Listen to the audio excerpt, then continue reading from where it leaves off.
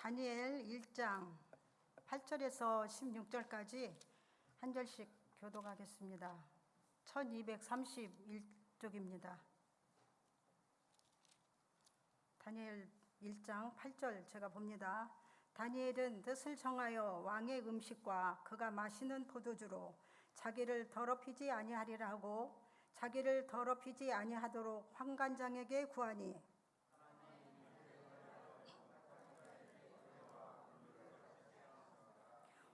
환관장이 다니엘에게 이르되 내가 내 주 왕을 두려워하노라. 그가 너희 먹을 것과 너희 마실 것을 지정하였거늘 너희의 얼굴이 초췌하여 같은 또래의 소년들만 못한 것을 그가 보게 할 것이 무엇이냐.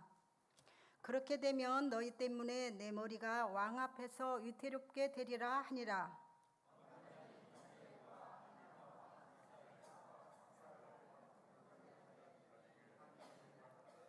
청하오니 당신의 종들을 열흘 동안 시험하여 채식을 주어 먹게 하고 물을 주어 마시게 한 후에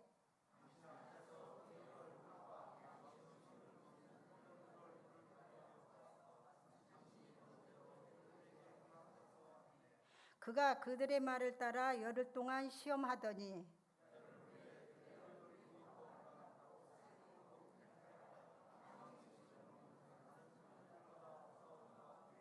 같이 봅니다. 그리하여 감독하는 자가 그들에게 지정된 음식과 마실 포도주를 제하고 채식을 주니라. 아멘.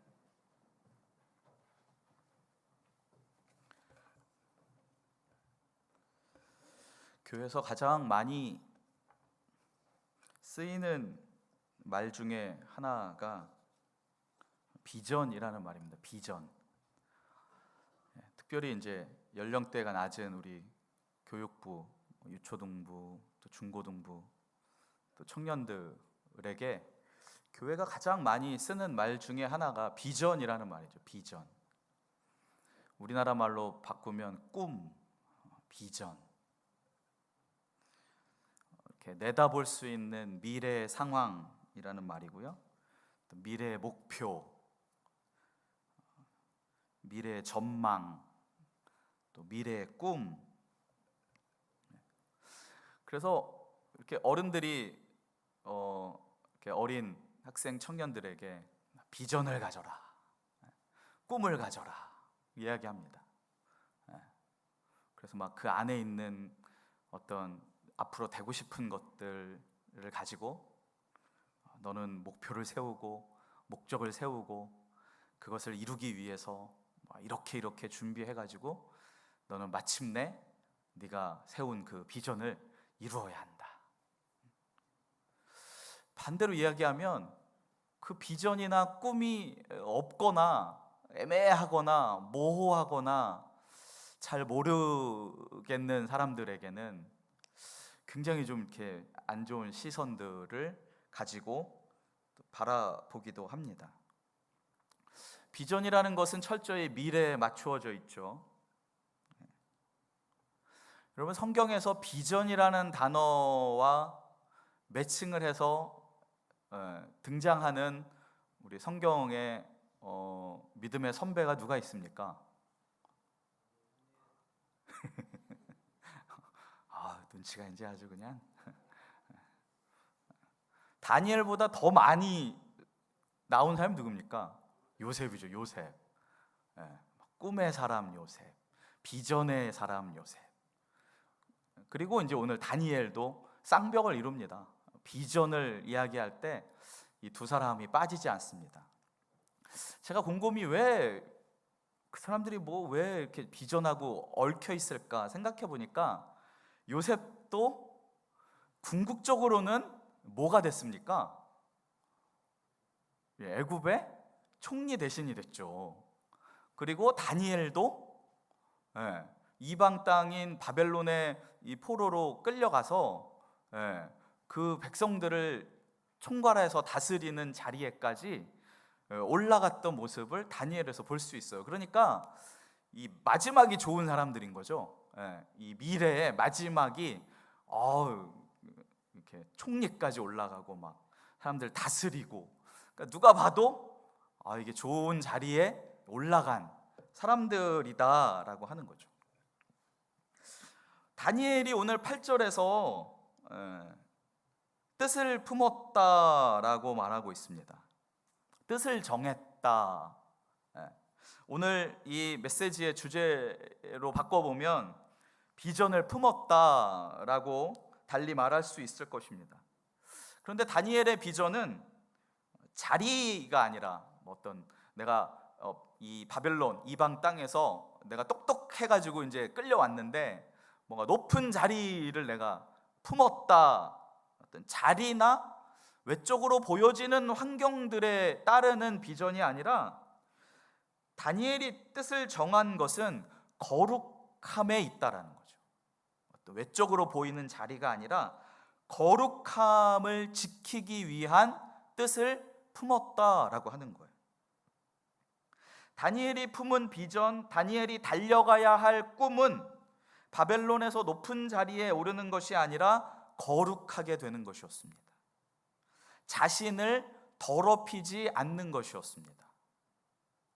혼자서는 안 될 것 같으니까 옆에 있는 사람에게까지 도움을 청해서 내가 좀 더럽혀지지 않게 해달라고 요청하기도 했습니다.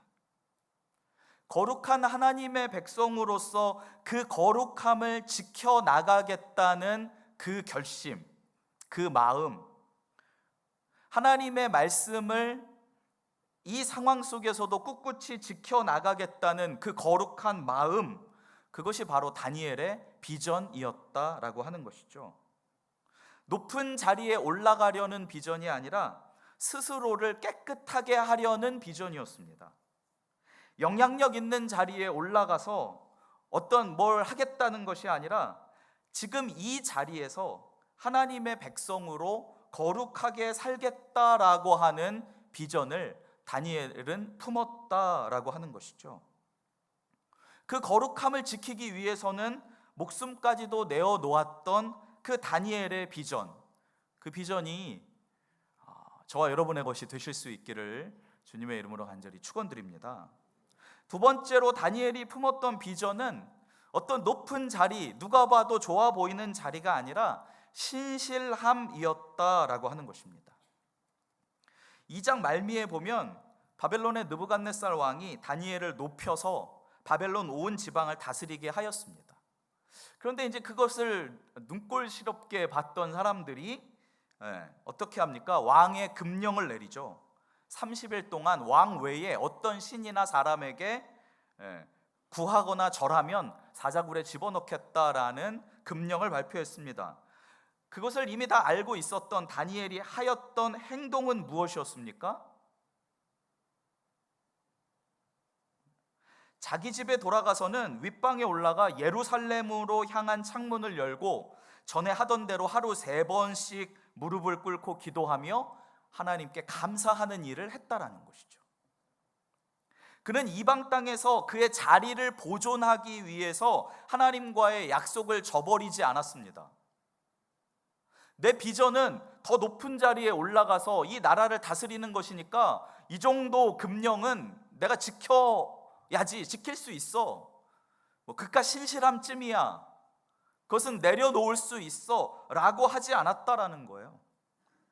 그의 자리를 보존하기 위해서 신실함을 포기하지 않았습니다. 하나님을 향한 그의 사랑의 마음, 감사의 마음을 포기하지 않았다라는 거예요. 죽음 앞에 겁을 내지도 않았고 하나님을 포기하지도 않았습니다. 그리고 오늘 하나님을 향해 3번의 기도를 드림으로 그의 우직한 신앙을 드러내 보였다라고 하는 것입니다. 여러분, 다니엘의 모습을 통해서 하나님이 진짜 원하시는 비전의 사람, 우리 필그림 교회의 교육부 어린 아이들이 가져야 할 비전이라는 게 과연 뭘까? 우리 어른들은 암암리의 비전을 가지고 마지막에 뭔가 잘 돼야 되는, 뭔가 높은 자리에 올라야 하는, 뭔가 이 사회에 어떤 큰 영향력을 끼쳐야 하는 사람들로만 생각을 하고 거기에 맞춰져 있지만, 우리가 진짜 비전의 사람을 키워내기 위해서는 그 사람이 얼마나 하나님 앞에 거룩함을 지켜낼 수 있는지, 얼마나 하나님 앞에 신실한 모습으로 설 수 있는지. 그래서 비전의 사람은 뭔가 큰 일을 하는 것이 아니라 하나님의 말씀을 지키기 위해서 내가 고기를 거절하는 일, 내가 누리고 있는 것을 한순간에 잊어버릴지 모르지만 하루 3번 정직하게 하나님 앞에 기도하는 일, 그것을 오늘 해내는 사람이 진짜 기도의 사람, 비전의 사람인 줄로 믿습니다. 여러분, 우리 교육부를 위해서 그렇게 기도해 주셨으면 좋겠습니다. 시험 기간이니까 너 성적 올려야 돼. 예배 땡땡이 쳐도 돼. 권사인 내가 책임질게. 교육전사들이요, 서울에서는 난리예요. 시험 기간 한 2, 3주 전부터는 학생의 예배를 안 드려요, 애들이. 그런 애들이 혼자만 나온 애들이 아니라 다 중직자 자녀들이 주일날 예배를 안 나와요. 학원 가 있어요, 다. 그렇게 해서 나중에 높은 비전을 가지고 잘 되면 뭐 하겠습니까? 오늘 하나님 앞에 거룩함과 신실함이 없는데. 우리 필그림교회 모든 성도님들, 또 우리 어린 자녀들이 하나님 앞에 오늘 거룩함을 지키고 오늘 하나님 앞에 신실함으로 서서 하나님이 진정 원하시는 비전의 사람이 되실 수 있기를 주님의 이름으로 간절히 축원드립니다. 그러면 그 결과가 뭐냐? 오늘 9절 말씀해 보시면 하나님이 은혜와 긍휼을 얻게 하시고 라고 되어 있어요. 그리고 17절에 보면 하나님이 이 다니엘과 세 친구에게 학문을 주시고 서적을 깨닫게 하시고 지혜를 주신다라고 말하고 있어요. 비전의 사람은 자기가 뭔가를 막 해서 되는 게 아니라 우리가 오늘 거룩하고 오늘 신실하게 하나님 앞에 서 있으면 하나님이 이루어 주실 줄로 믿습니다.